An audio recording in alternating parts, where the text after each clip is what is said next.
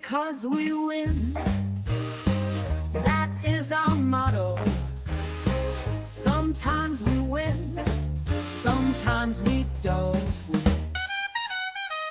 Don't give us a bird, don't give us your stink eye. We try our best and we're successful. Come watch our show, Bet River sponsors. It's time to start. Enjoy the show.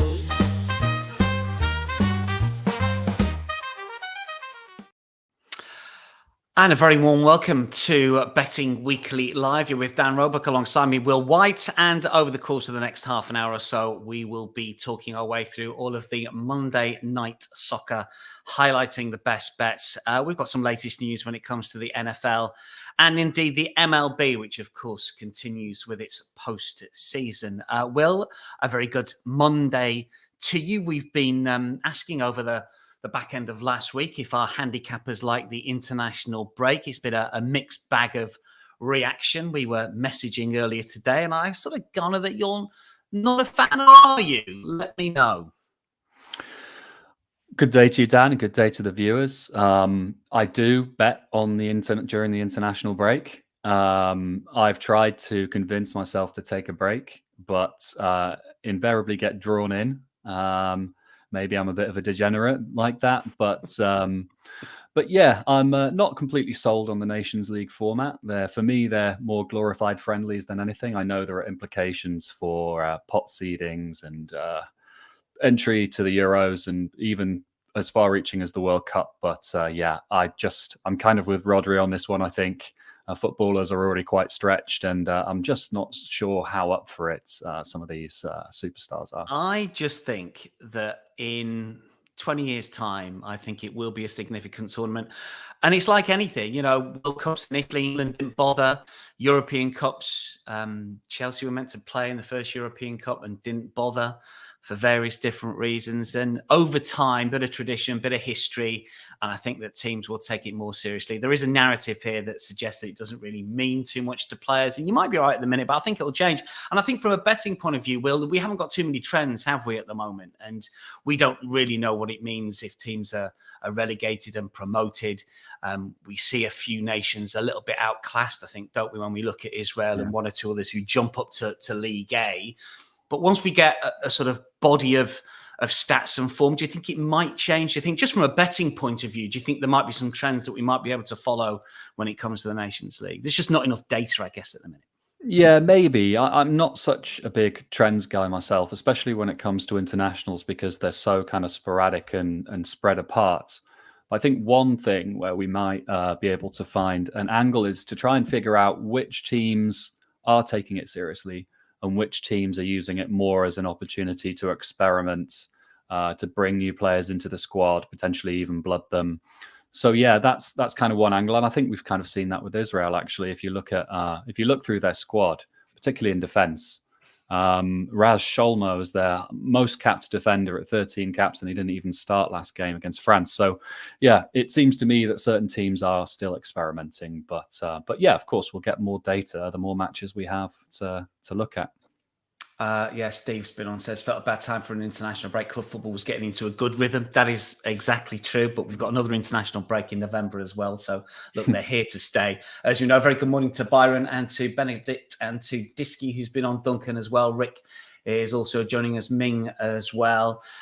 We will get to the soccer shortly. Big weekend for bettors stateside. Certainly when it came to NFL, it was a really good weekend for the public. That is the word, that is the vibe that we're getting from our friends and colleagues at Bet River. So one for the bettors rather than the bookies, which is really good to see. An awful lot of the good things when it came to NFL came in. There was a significant amount of cash on the Bengals on the spread, -3.5, that won. Also on the Bengals on the money line, that won as well. The Lions as well was a winning play. And generally, I think the bookies had to suck it up at the weekend, which we don't mind. Will, do we? They've got to get beaten sometimes, haven't they? Yeah, Dan, you're not gonna find me feeling bad for the bookies when they take a bit of a pasting. Definitely on the bettors side of that argument. We have got plenty to get through over the course of the next half an hour or so. We're going to be talking soccer predominantly, but we will just run through where the money's been going when it comes to the Monday Night Football statesides and, of course, the MLB, which is going into its postseason. We've got Nations League action to get stuck into. We have got early kickoffs. Obviously, we are live at the moment, and these games start at midday Eastern. Not really games that I've taken a massive look at here, Will. Azerbaijan against Slovakia and Georgia versus Albania. Obviously, Georgia off the back of a really good European Championship and a shade under even money might make a bit of appeal to some. Maybe they've been overbet a little bit. If anybody fancies anything in the early games, let us know now. Obviously, if you're watching this on repeat, then they've probably come and gone. But any minor angle in for you for any of these fixtures, Will? Not really, Dan. I was kind of disappointed at these matchups because I think actually all four of these teams are a shade underrated. Perhaps not Georgia anymore, like you say, because of the good Euros campaign. But yeah, I can't really find an angle in here. We've got unders odds on for both games, quite short as well. So the market's not expecting many goals. Georgia minus 112. I wouldn't be surprised if that shortens up before kickoff. They could be a public play here, but I can't really find an angle in. I think that Georgia price is about right for me. And then the Azerbaijan Slovakia game, I like Slovakia, but then again, I think Azerbaijan are also underrated, especially at home. So both of those games are currently no bets for me. Those are the early kickoffs. Be fairly smart about it. We're live here, 11 a.m. Eastern. They get underway at midday. Diski's been on straight away with a Belgium-France play of over 2.5. We'll get to that game shortly. It's on our sort of second tranche of fixtures that we're going to look at. But plenty of games starting 2:45 Eastern. And as you can see, there's one or two short price favourites as well here. We're going to chat our way through all of the 8 games that start at 2:45. We'll get some plays and some leans from myself and Will as we go along. We're going to talk Estonia, Sweden first of all here. Will, Sweden, the short price favourites minus 500. They did win the reverse fixture. This is League C. Sweden have slipped a couple of leagues over the course of the last 2 Nations League games, and they drew with Slovakia on Friday after being 2 to the good. No, Isak, but Eucharist is a player that I know that bettors like when it comes to shots on target and anytime goal scorer. Estonia were described, I think, by Steve as one of the worst teams across the international European scene last week, but they did manage to beat Azerbaijan on Friday. Any take in the Estonia-Sweden game for you? Yeah, Sweden are really battling with Slovakia for top spot here. Probably both teams deserve to be higher than League C. Sweden are huge favourites here, aren't they? I don't really fancy them on the minus 1 3/4 line. I know we had Steve on before we went live, and he was saying he really fancies Sweden here, but I think I've figured out another route into this game that does kind of get Sweden on side, but it's into the shots on target markets. Originally, the player I was looking at was Yasin Ayari, who a hugely talented 21-year-old who's just broken into the Brighton first team. And because Isak was out, I've been trying to figure out who's going to play in that creative kind of 10 role and get into those advanced positions for Sweden in this game. And I thought it might be Ayari. His shot on target over 0.5, so to have 1 or more shots on targets, currently trading at plus 155. Which I thought was really standout. I thought it should be closer to plus 100, but I'm hearing now that Sebastian Nanasi is likely to start his first start for Sweden in that 10 role. And if he does, his shots on target numbers are really strong. He averages 1.07 per 90 for club. And he's only played, I believe he's played 28 minutes for Sweden. And that was actually in the 3-0 home win here in the reverse fixture against Estonia in Solna. And he had a shot on target in that 28-minute cameo. And I think, he's hugely likely to have at least a shot on target here if he does start, especially if he starts in the 10, kind of with that hole that Isak has left. So he's minus 148, a little bit shorter than I normally like to bet, but I think that is a bet. if he doesn't start and Ayari starts in the 10, he's certainly a bet at plus 155. And then the other thing that looks a bet to me is it's Gyökeres minus 127 to score any time. I mean, if Sweden are scoring here and the market's probably got them in to score 2.5 goals, you've got to think Gyökeres is going to get at least one of them. So yeah, those are my 3 bets / leans for the game. Yeah, I think Steve is happy taking Sweden minus 175 on the Asian line as well, isn't it? I don't know about Estonia. Don't know too much about them. I looked at the Swedish back line and I thought there's a little bit of an inexperience there. I wouldn't go mad backing Sweden, but yeah, I think they'll probably score a couple, you would have thought. Wales, Montenegro for us next. Let's just remind ourselves of the money line and the total goals prices here. Wales are short minus 186. Montenegro plus 575, the tie plus 295, overs and unders. Their unders the favourites, as you can see. We talked about the reverse fixture, Will, at some stage, whether it was off air or whether it was on a live show. And Montenegro were desperately unlucky. I think their expected goals was pushing 3 for that game. They were beaten 2-1. Wales started really well. Craig Bellamy's getting an awful lot of plaudits here, but I don't really see the results coming. Threw away that 2-goal lead against Iceland at the weekend, didn't beat a 10-man Turkey side. It's a start that's not been brilliant for him in charge, I don't think. I wouldn't take them at short odds here. Would you get with Montenegro maybe again, or the fact that it's in Wales rather than on a cabbage patch of a pitch in Eastern Europe, does that temper you siding with the away team a bit?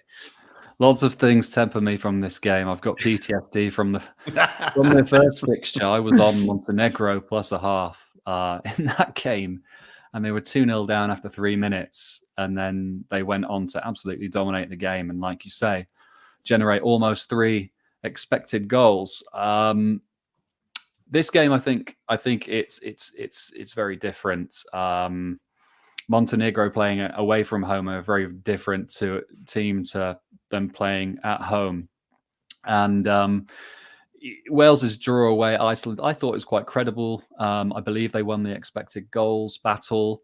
Money does seem to come for Wales pretty much every match from the Asian markets and generally the sharper syndicates that tend to proliferate those markets. Montenegro are missing defender and captain Stefan Savic, who was just a huge figure for them.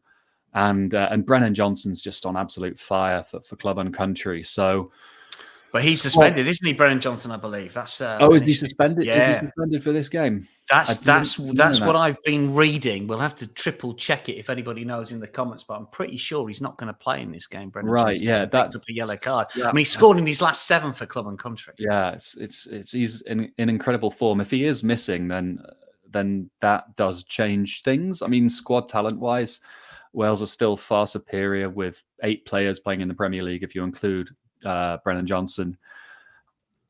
If Johnson is playing, which I do believe you, he's probably not. I'm going to have to triple check it now. Yeah, then I would be leaning Wales win and under 3.5 goals, which comes in at plus 108. It's a nice boost of the under 3.5 goals there, but I would be put off that bet if Brennan Johnson isn't starting because he's their main man, right? Yeah, Byron's bit on says suspended for the Montenegro match. So I'm sure I read it, but it's nice to have it triple checked. Byron says Wales, Montenegro, both teams to score is plus 105. I mean, I just don't know enough about the Montenegrin attack, to be honest with you. I know Osmaic is suspended as well. He was the guy who bit Owen Beck for Preston against Blackburn. He's got an 8-match domestic ban and a 15 grand fine for his Luis Suarez antics, and he's not playing because of an international ban as well. So I don't know, difficult one for me to get involved in here. So the Johnson ban, would you say is a game that you'd leave alone, Will? That's a game changer. Yeah, he's definitely their main man, main goal threats, given they're trading minus 186. You don't want your main man to be missing.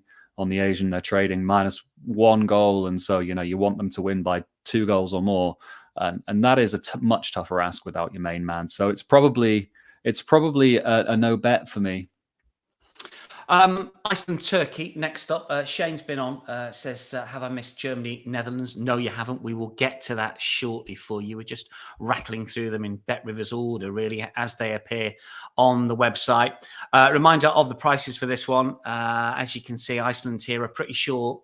Turkey is short, -106. Iceland +285. The tie +250. Slight question mark about this one going ahead. Will, we were talking off air. It's pretty cold in Iceland as it is going ahead, but issues with the pitch potentially. Yeah, evidently we've got a frozen pitch situation, and that needs Who to be knew assessed. in Iceland? Yeah, exactly. But I think it's a factor in general when it comes to assessing the game. There was some money for Iceland earlier this morning, and which is probably warranted actually due to the conditions.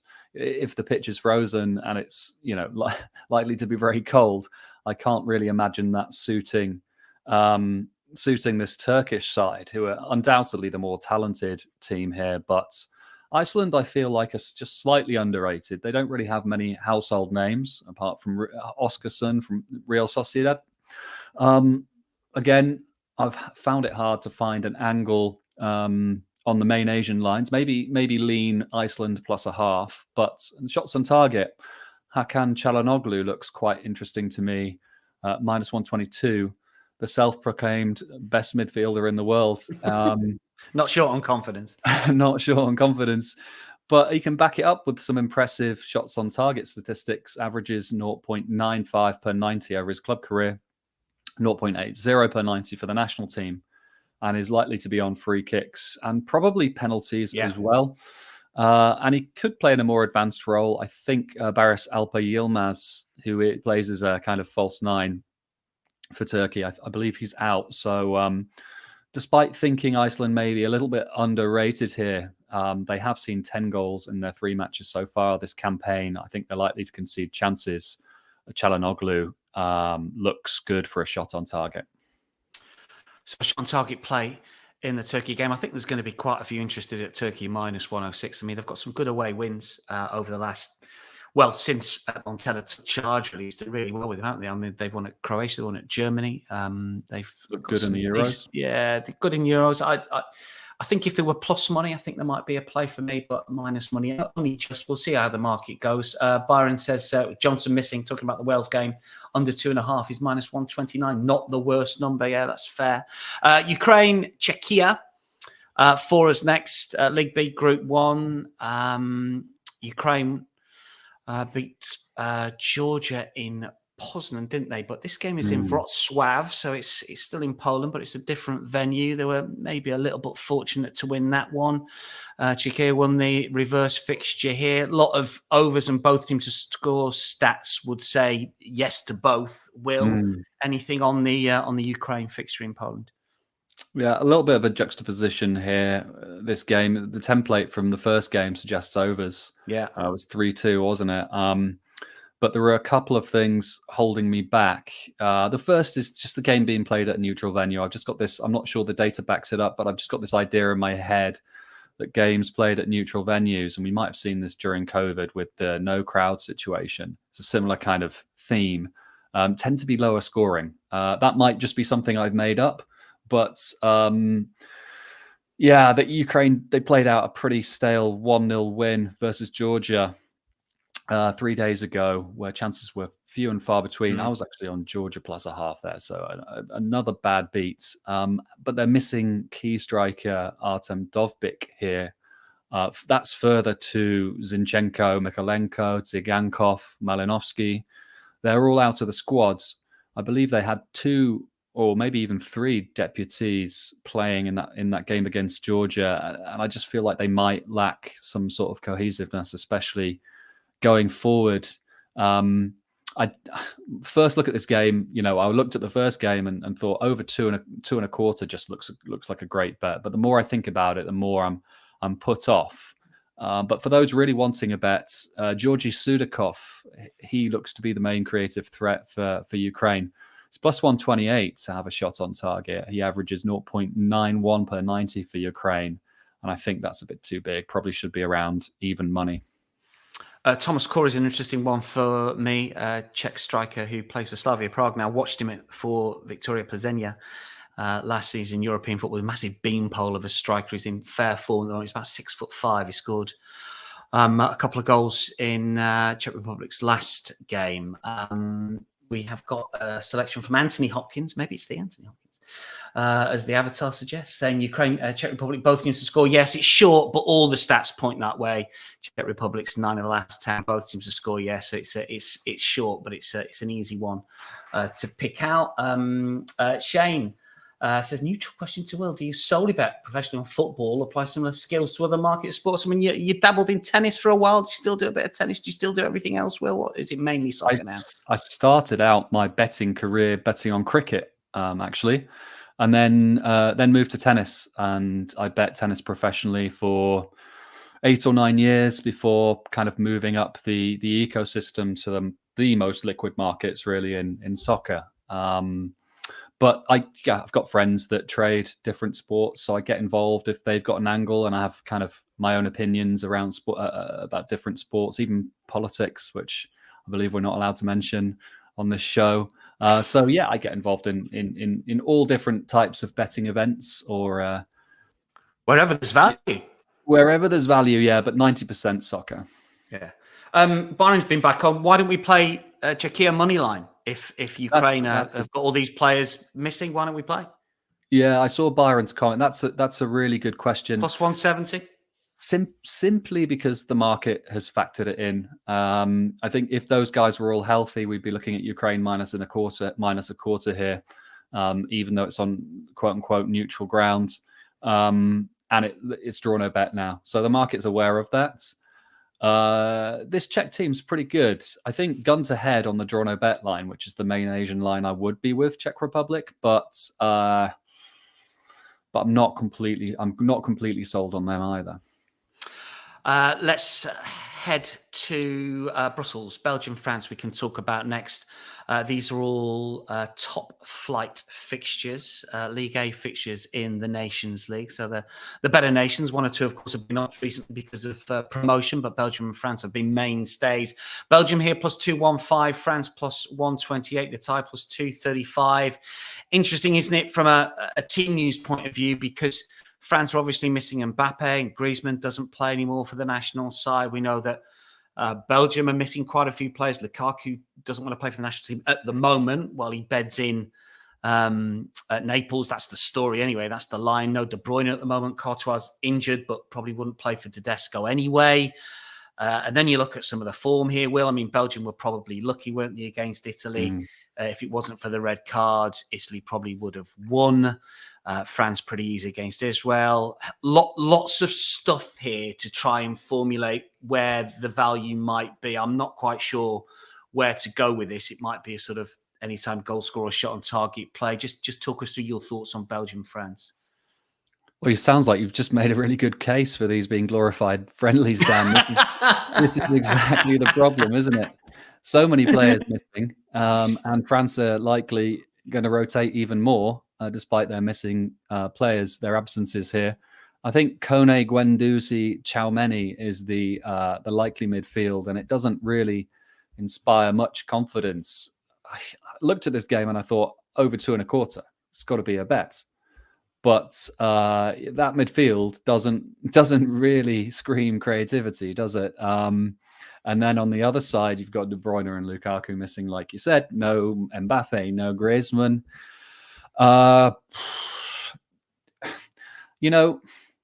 think the angle here is if those starting lineups are as projected, and so you're missing Olise and Kunku from that France starting lineup that started against Israel, what I would do is I'd look to get on overs in running if and when those guys come on in the second half.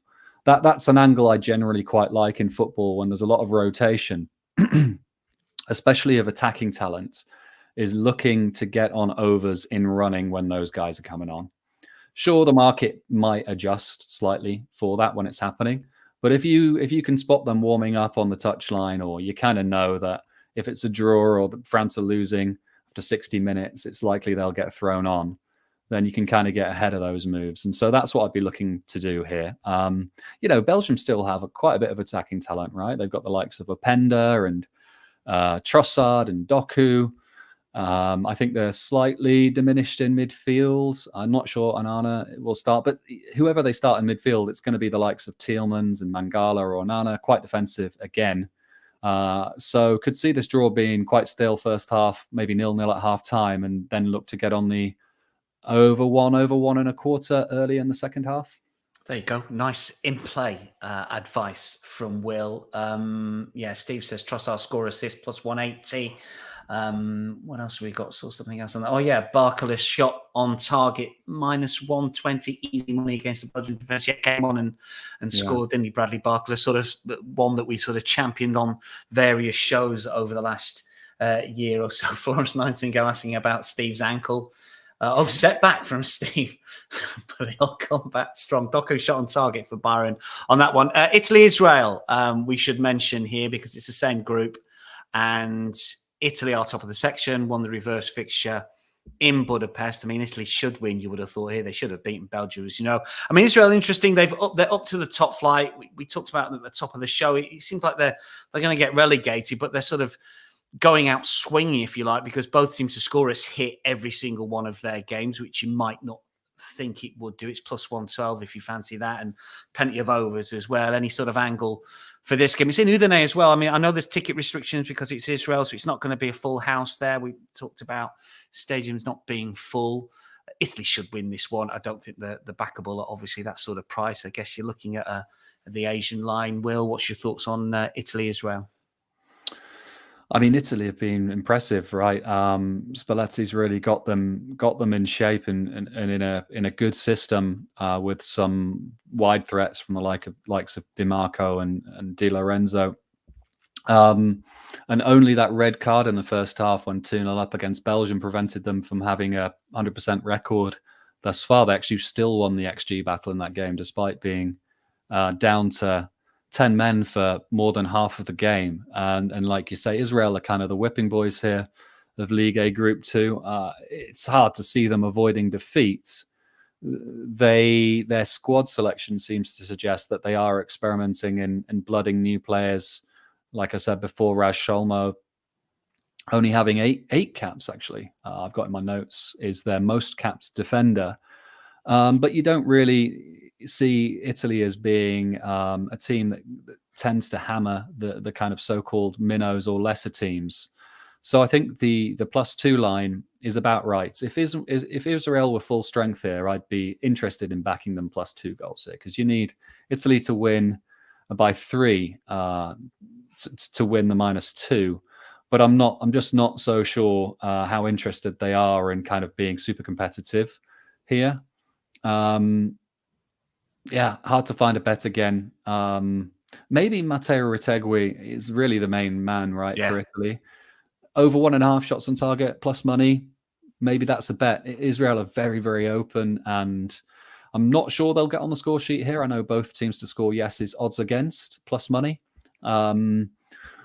But yeah, that was really very much a consolation goal against France. I think they generated less than 0.4 XG. So, and this Italy defense at home, I would rate higher than that France defense on the road, especially given the way they set up in that Israel game. So, no bet for me officially, but maybe Retegui to get on the score sheet or to have over 1.5 shots on target. Plus I think that is fair. He's minus 103, I think, to score. He got 3 against Genoa for Atalanta recently. I mean, he's a bit of an old-fashioned striker in many ways, but I don't think Italy have got anyone better than him at the minute.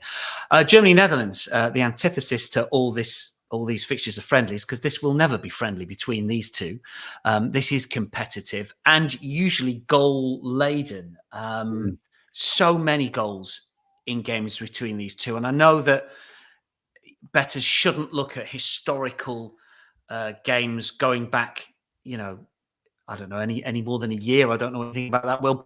But there's always goals when these two sides play. I mean, the Asian line is really high for this one. Is it 3, I think, at the minute? Yeah. Both teams to score hit seemingly every single time, the last 6, and over 2.5 and over 3.5 go in. But, the market knows is there a different angle here? It should be decent, but again, there are players missing. Will? I quite like Netherlands plus 3/4 here. Yeah, I thought, yeah, defo. They played out a 2-2 draw in Amsterdam last month, and that day strong money came for Netherlands on the draw no bet line. Since then, Germany will be missing Kai Havertz and Jamal Musiala. Still got a lot of talent, notably Florian Wirtz, who is such an amazing player and a guy I really do not like to go against. But if you go back to their friendly match they played back in March in Frankfurt, Germany won that day 2-1. The Asian line was the same as today, plus 3/4 Netherlands. But if you go back that far, Germany are missing from that game Havertz, Füllkrug, Musiala, Gundogan, and Kroos. So that's 5. Maybe you can discount Füllkrug, but that's certainly 4 nailed-on starters that they're going to have to replace. And yes, they've got the talent, and I believe Stiller and Pavlovic will be starting in the double pivot for this game. These are young, talented guys. But Netherlands have been on an uptrend, especially if you look at market implied, the markets really do like Netherlands, and the sharp bettors out there really do like them too. One word of caution with the Netherlands here is Virgil van Dijk is out, which means they'll probably bring in de Ligt, who doesn't inspire too much confidence, at least not domestically, but maybe for the Netherlands, he's a different animal. But ultimately, all those things considered, if you look at the players missing for Germany and the line when they played in March for this exact same game, albeit a friendly, plus 3/4, still plus 3/4, I think the market should adjust to be closer to plus 1/2. So, yeah, it's quite uncomfortable. I do not like betting against Florian Wirtz in particular, but plus 3/4 is a little bit too big to ignore. Even if Germany win by 1 goal, it's a half stake refunded. So, yeah, quite like that. Yeah, I completely agree. Around about minus 120 last start. I looked for the Dutch plus 75, 0.75 on the Asian line. Yeah, and I think keeper-wise as well, both teams struggle at the moment. We've got Nubel and Verbruggen for the pair. I mean, Nubel's not had that many clean sheets for club or country recently. Bosnia-Herzegovina against Hungary to wrap up the soccer. This is obviously in the same group. Bosnia-Herzegovina are plus 255, the tie plus 235, Hungary plus 112, overs and unders, as you can see, plus 107 over, under minus 130. Now, and I tend to think that Hungary should be a bet here. I think that Bosnia-Herzegovina, they've lost 8 of the last 9. They did draw with Hungary in the reverse fixture, fair enough, but I don't know. They're not the team that they were a few years ago. And I know Dzeko scored at the weekend in their defeat to Germany. But Hungary have put up some good performance. This seems like their tournament, Will. They beat England, didn't they? They beat Germany away from home. They put up some good numbers. I think, given the prices, I might side with Hungary on the money line tonight. How do you see it? For me, this is a game between quite a fashionable team in Hungary at the moment against quite an unfashionable team in Bosnia, and a really a Bosnia team that's in terrible form, seem to be in turmoil. I believe they replaced their manager. I'm not 100% on that, but it doesn't seem to have. They don't seem to have had a new manager bounce. If they have replaced their manager, both teams underperformed thus far, really, but they're in a tough group. But Bosnia weren't too bad against Germany. They still rely way too much, don't they, on Dzeko? 38-year-old Dzeko, I believe, and they'll be missing Demirovic here. Demirovic is a massive miss, isn't he? Because he started well with Stuttgart, had a good season at Augsburg, and will do the running for Dzeko, and he's suspended for this one. I think. Yeah, I think Demirovic is probably a bigger miss than Dzeko would have been if Dzeko was out. But I don't believe this Hungary kind of support is necessarily justified. Normally in games between fashionable and unfashionable teams, I'm with the unfashionable team. And I think gun to head here, Hungary are too short, and I'd be leaning Bosnia either at plus money on the plus 1/4 line or at minus money on the plus 1/2 line to avoid defeat. I'm nervous about Demirovic being out. It's probably their most important player right now. But, Bosnia, if you look at their kind of history the talent factory the players that they produce. Some of these younger players that they're blooding now, they must be talented players, and I don't think they deserve to be such big underdogs at home to Hungary.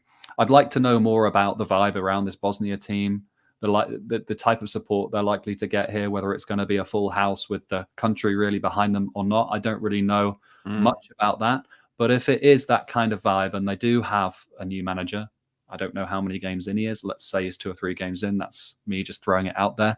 Then maybe there could be some support for this Bosnian team that we didn't see prior to the Nations League starting. So, yeah, that would be my lean. Plenty of interesting thoughts regarding this game. Duncan says Szoboszlai shot on target. Bosnia played well against Germany, says Ming. Byron reckons Hungary minus half a goal on the Asian line at plus 117 is interesting. Andrick talking about the other game, plus 230 shot on target seems good. Cod Gaming talking about Italy, who let 1 or 2 people down the weekend. And Shane, with a generic question, and one that Will didn't want to answer when we were talking about this earlier, says, don't throw this to me. But it's not me who's throwing it, Will, it's Shane. He says, do these Nations League fixtures have any real significance or impact on future major tournaments? Or do the future markets react? Well, they do, ish. I mean, there are certain aspects where you can qualify for tournaments down the line and your coefficient, but I would just take it as we're taking this by game basis, aren't we, Will, generally? I think we're clutching at straws if we're trying to apply the existence of the Nations League. Will's described them as glorified friendly.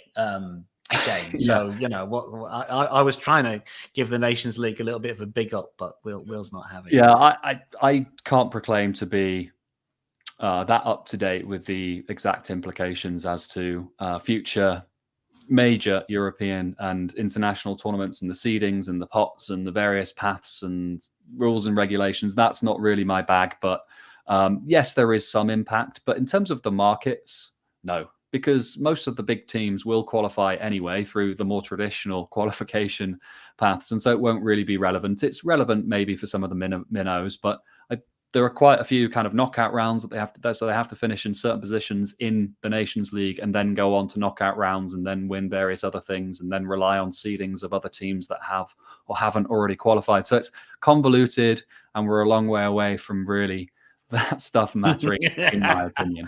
That's a brilliant answer. You didn't want to go anywhere near it. It's fantastic.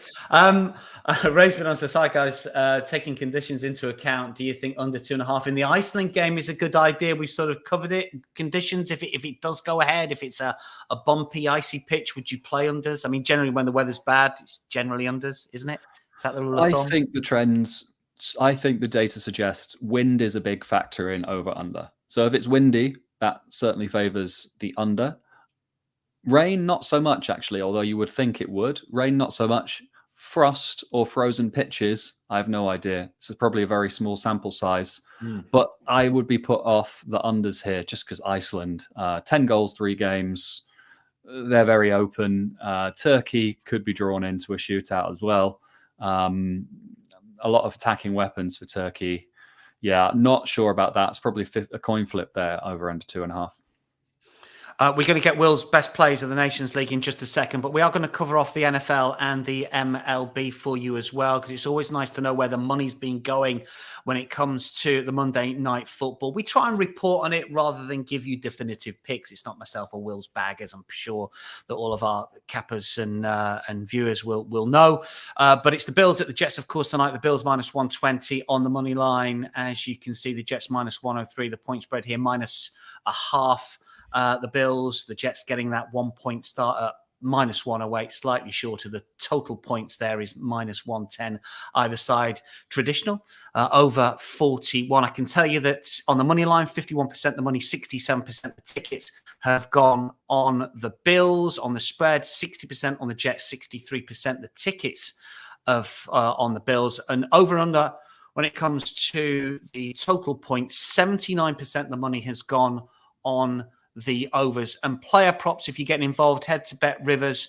The key performers, hopefully, for bettors tonight will be Josh Allen, over 238.5 pass and rush yards. Breece Hall, over 3.5 receptions. And Breece Hall, anytime touchdown. They are really popular when it comes to the NFL tonight. That's Monday Night Football. And the postseason, of course, continues when it comes to the baseball. And just to let you know where the money's been going here for the Mets at the Dodgers. Dodgers, of course, are 1-up in the series as the postseason continues here.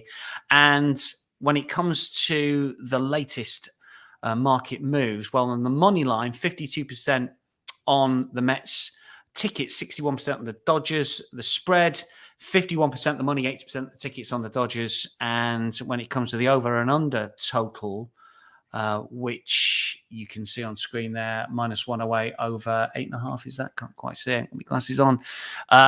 Then the details like this: 67% money on the under, 51% of the tickets on the over. That's the Mets at the Dodgers. So that's the baseball and indeed the football covered off with the latest. What have we got here? We've got Henry, the 8th, who's given us Buffalo -1, -113 on the money line against the Jets. And Oji's been back on. Talking about Bosnia here, is it Barber as the new coach? And he's got 5 games or so. Morales, highest it's been for 3 or 4 years. So that sort of answers your question, what you were saying, Will. Saying Bosnia always has a good turnout at home. I know certain stages that they used, they had a really good record at one of them. I can't remember where it was. But yeah, look, we know when it comes to certain Eastern European countries, if not all of them, tough places to go. If there is a new coach and he's something that can galvanize the fans and get behind the team, then it can be worth, I don't know, something in the market, Will, I guess, can't it? Yeah, certainly in the case of Bosnia, because they were just on such a downward trend and morale was really, really bad. And they really needed to change the coach. And so when you've had such a downgrade in ratings that Bosnia had, and then a new coach comes in and turns the morale around, you need to be upgrading. And so that's a good sign for Bosnia for sure. And maybe I'll be pulling the trigger on them not to lose here.